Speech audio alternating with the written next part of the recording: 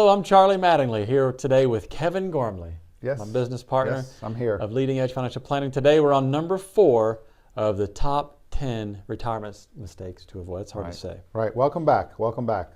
Number 4 is taking too much or too little risk. Really at any time in your investment lifetime, whether that be as a young person or a person nearing retirement. Obviously, it's worse when you're near retirement. Those mistakes are amplified. But yeah. So well, what we hear, Charlie, actually is when prospects or clients come to us and they say, "Look, here's what I want," and they tell us what they want with their investments. They'll say, "I want lots of equities because bonds and cash don't earn anything," or they'll say, "I want anything but stocks." And so people many times will come with some idea of what they want to invest in, and that's not a bad thing. But what we think is could be a mistake, a potential mistake, is if people invest just based on what their thoughts are around what things will return the best, and not use a really thoughtful financial planning ideal way to focus on it. Yeah. In fact, our number 1 point today is that this is the single most important decision in your investment portfolio. How do you know how much risk to take? And that's different for everybody. Age, circumstances, do you have pensions? All those things factor in. And there's a lot of things out there that, newsletters are a perfect example.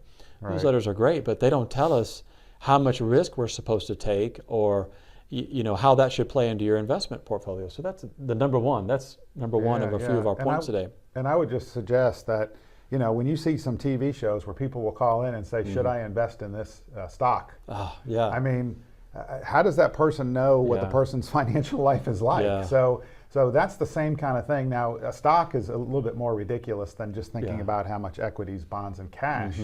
But it's the same issue that you really can't decide on how to invest unless you know what you need the money for. Because all money is actually going to be used to spend today, or you're going to wait to spend it later. If not you, maybe your children or your charity are going to spend it later. But that's the reason why we save and invest. Yeah, so number 2 today is how do we make this decision? You've kind of alluded to a couple of things already. If I'm an investor, how do I sit down and I'm allocating my money? How do I know how much stocks, what percentage should be bonds? You can drill down into the weeds to talk about small cap, international, et cetera, but the first decision is, how do I know how much risk to take? So Charlie, tell us, what do you think when a client comes in and says, "What should I do?" What are the thought processes that we go through? What's our infrastructure to help that person understand what to do? Well, you and I both, and everybody at Leading Edge has the same philosophy. We want to know our clients in this area better than they know themselves.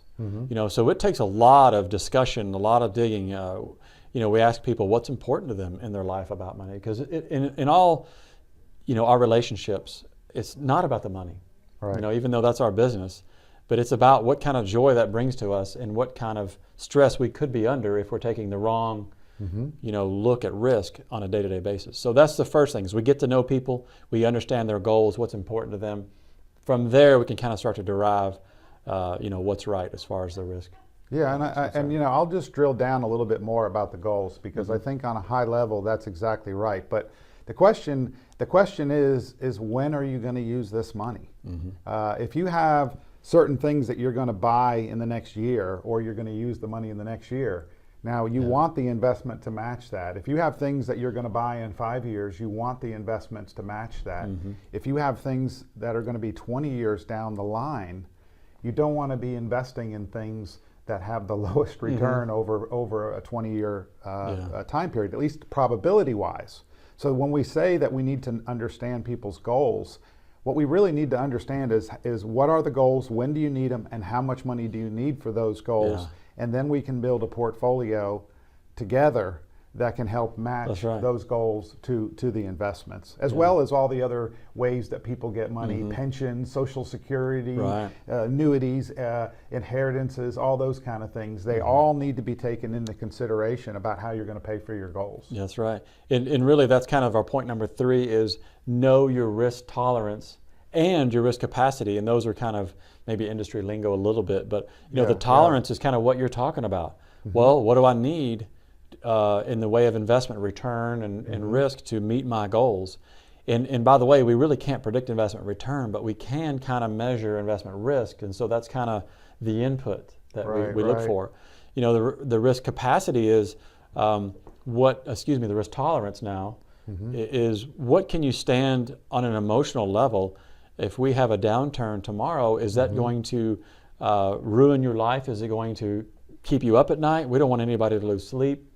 We want people to have a great life right now, so there has to be a balance there. Yeah, I mean, if somebody has $10 million and we say, hey, you have the capacity to take as much risk as you want, and then their account goes down $4 million and they can't sleep, and we still tell them, hey, you have the capacity to lose that money, it's still not going to be something that's pleasurable. So just to reaffirm the fact that risk capacity and risk tolerance are lingo, but they're two separate things. The risk capacity, and the best example we can give is if you only have a certain amount of money and you go into retirement and you take too much risk and your account value goes so far down and you have to grab money out every year that you're going to go broke. You don't have the capacity. Now people can come in and say, I'm okay with a 40% loss.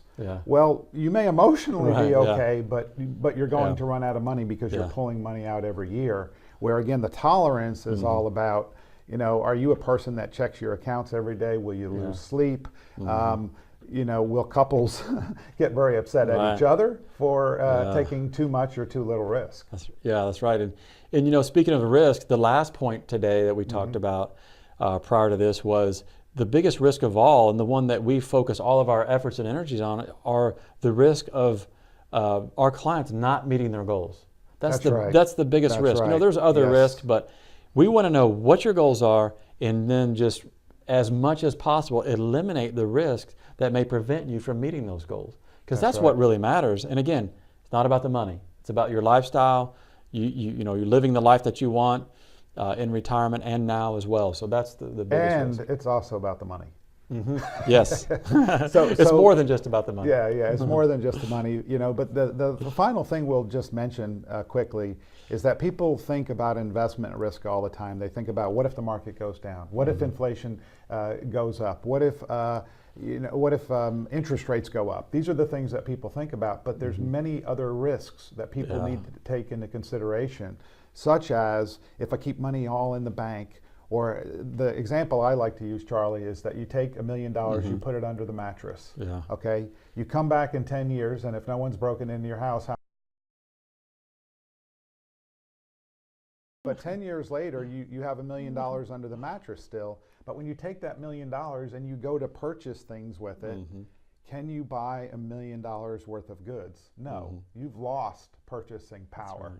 So by keeping all the money in the bank, absolutely, we can almost guarantee you that you are going to lose purchasing power, because again, you either are going to spend the money today, or you're going to spend the money or use the money or leave the money in the future.